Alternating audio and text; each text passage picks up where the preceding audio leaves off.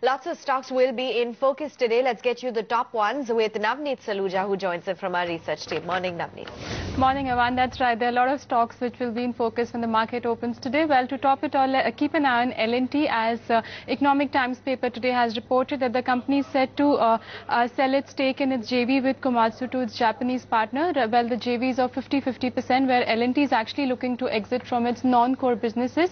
So the the negotiations are at final stages, and if you look at the deal, that's likely to value the hydraulic equipment maker at about 600 to 700 crore. Keep an eye on L&T. It could react to this bit of news today, and the entire cement pack will be in focus as Compact, which is the Competition Appellate Tribunal, will resume its hearing today on cement firms' plea today. Remember, CCI had levied penalty of over 6,000 crore in June 2012 over cartelization on 11 cement companies. So that hearing will be resuming today. Keep an eye on all the cement counters like ACC, Ambuja, Ultratech, even the smaller ones like JK Cement, Shree Cement. They all will be in focus. Moving on to Lupin, well, there is news that the company is scouting out for acquisitions. Well, the company may buy pediatric brand in US. It's also looking to acquire generic firm in Brazil, and the company is looking to spend about $1 billion to buy out brands in US. Well, if you look at this counter, it's currently trading above all its key moving averages. On one-year basis, Lupin has given returns of almost about 21%.